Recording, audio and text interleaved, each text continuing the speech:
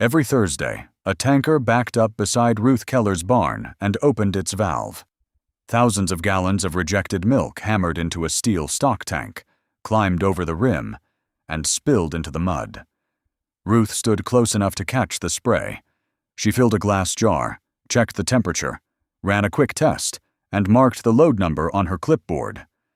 At the end of the drive, a second tanker waited. Ruth raised 2 fingers. Hold. Vanderveld Dairy normally paid to dispose of every gallon. Ruth took it for free. But every load came with records, and every month Ruth asked for more than an empty farm could possibly need. Dale Bruner approved every delivery. He never asked what she was measuring. He never asked why the tanker numbers mattered. And he never noticed that Ruth had begun collecting something else from Vanderveld at the same time. Ruth Keller had spent nearly 20 years managing dairy herds 2 counties over. She kept calving records, adjusted feed programs, tracked breeding cycles, and noticed problems before they reached the milk tank. Now she owned 80 acres outside Clayton, Wisconsin. Most of the stalls in her barn were empty. Her herd had been sold after her husband's illness, along with nearly everything that could be turned into cash. What remained was the land, the buildings, and a mortgage the bank expected her to bring current before spring. Ruth wasn't waiting for help. She was looking for wasted value. She found it 40 minutes away at Vanderveld Dairy. 2,000 cows, 3 milking shifts, tankers moving day and night. An operation that size produced milk the processing plant could not accept. Milk from cows under antibiotic treatment. Transition milk from recently freshened cows. Loads flagged during testing. It could not enter the human food supply. But Vanderveld still had to haul it, treat it, and document its disposal. Ruth drove to the dairy office with a proposal. She would accept every rejected load under a formal collection agreement. Vanderveld would save the disposal cost. Ruth would assume responsibility once the milk reached her farm. Dale Bruner, the operations manager, read the paperwork twice. "You'd be saving us money," he said. "That's the idea." The trucks already passed within a few miles of her road. The numbers worked, so Dale signed. To him, Ruth was simply trying to find a use for an empty farm. Before she left, he mentioned another cost they were cutting. Vanderveld was selling several heifer calves that ranked below its replacement standard. Healthy animals, but not valuable enough for the dairy to spend 2 years raising. Ruth asked to see their records. Dale barely looked up. 2 weeks later, a Vanderveld trailer backed toward her barn. The first calves stepped into Ruth's pens, wearing the dairy's own numbered ear tags. Inside the equipment shed, Ruth brought an old batch pasteurizer back into service. She replaced the gaskets, cleaned the heating coils, and tested every gauge before the first load went through. Nothing reached the calf pens until she had checked it herself. Each tanker load was sampled at the stock tank. She checked the temperature, screened for antibiotic residue, and looked for any sign the milk had started to spoil. Usable batches went into the pasteurizer. Anything questionable was rejected. Then Ruth recorded everything.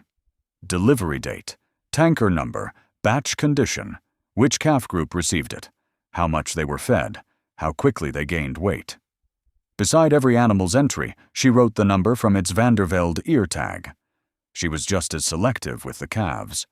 Other farms offered her cheaper animals, but Ruth kept asking for particular heifers from Vanderveld and copies of their breeding records.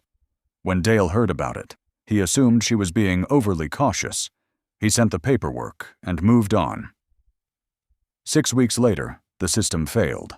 One batch showed the right temperature on the pasteurizer dial, but the milk had never stayed hot long enough. Within days, several calves stopped eating. Their weight dropped. Then the scours started. Ruth isolated the group and called the veterinarian. She did not guess. She pulled the tanker record, feeding sheet and pasteurizer log for that exact batch, and laid them side by side. The lab results showed contamination that should not have survived the heating cycle. The milk was not the problem. The thermostat was. It had been reading several degrees higher than the actual temperature. Ruth replaced it, added a second handheld temperature check, and rewrote the process so no batch could pass on a single reading again. The next group stayed healthy. Their coats improved. Their weekly gains rose. At the end of the month, Ruth opened the ledger, wrote down another Vanderveld tag number, and drew a clean line beneath it. She was no longer proving the milk could raise calves. She was proving she could raise the exact calves she had chosen. Over the next several months, Ruth's operation changed shape. She was no longer just keeping calves alive. She was building a replacement herd. Each heifer had a target weight, vaccination schedule, breeding date, pregnancy check, and health file. And every record still led back to one thing: a Vanderveld ear tag. The veterinarian noticed the pattern during a routine visit. Her first group had reached breeding weight ahead of schedule. Their health records were cleaner than most animals he saw coming through larger operations. "You're not raising these casually," he said. Ruth closed the folder. No. The farm began changing around the herd. Old pens were repaired and divided by age. The feed area was reorganized. The calf groups moved on schedule. More animals came in, but less time was wasted handling them. Then Ruth saw a notice posted at the county office. Vanderveld Dairy had filed for a major expansion, a new barn, more stalls, more production. The permit was still pending, but survey stakes and equipment had already appeared near the proposed site. That night, Ruth sat at her kitchen table with the notice, a calendar, and her breeding ledger. A barn could be built in months. A springing heifer could not. From calf to a healthy bred replacement animal took close to 2 years. And while Vanderveld waited on the permit, Dale was still selling lower-ranked heifer calves to reduce today's costs. Ruth saw the problem before the new barn existed. If approval came quickly, Vanderveld would have space before it had animals ready to fill it. A few days later, Dale passed her at the loading area. "Keeping yourself busy," he said. Ruth looked toward the pens. He was not being cruel. He simply had not counted what she had. So Ruth made the decision that looked reckless from the outside. With her pens nearly full, she agreed to take another group of Vanderveld heifers. She was not slowing down. She was timing something. In the spring, Vanderveld's permit cleared. The new barn moved from proposal to deadline almost overnight. Steel went up, crews doubled, and the opening date came sooner than Brunner had planned.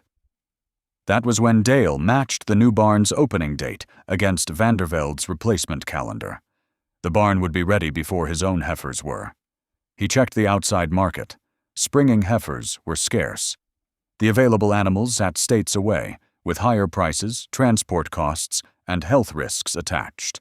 Selling lower-ranked calves had made sense while the permit was uncertain. Now the timeline had changed faster than the herd could. On Ruth's farm, the first calves from Vanderveld were no longer calves. They were bred, springing, vet-checked, fully documented. Every pregnancy date was recorded, every health certificate was filed, and every animal still carried a Vanderveld ear tag. Ruth did not advertise them. She checked the calendar, counted heads, reviewed the certificates again. Then she waited. But waiting had a cost. Every week meant more feed, more bedding, and more labor. If Vanderveld found another source, the herd Ruth had timed so carefully could become inventory she could not afford to hold. Then one of Vanderveld's drivers mentioned the Keller place, a large group of tagged heifers, close to calving. Brunner stopped him. "How many?" The driver gave him a rough count. That afternoon, Dale's truck turned off the county road and started up Ruth's lane. Dale walked the pens without speaking. He stopped beside the first heifer, turned the ear tag toward him, and read the number. Then he checked another, and another. Every tag belonged to Vanderveld. The same calves the dairy had sold 2 years earlier because they fell below its replacement cutoff. Ruth handed him a binder, breeding dates, pregnancy checks, health certificates, lineage records. Every animal could be traced from the day it left Vanderveld to the pen where it stood now. Dale looked from the records to the herd. Then he understood. Ruth had seen the expansion permit before it was approved. She knew a barn could be built in months, but a springing heifer took close to 2 years. So she had selected Vanderveld's undervalued calves, raised them on Vanderveld's rejected milk, and built the exact herd the dairy would eventually need. It was not luck. It was timing. And her animals solved every problem Dale had found in the outside market. They were nearby.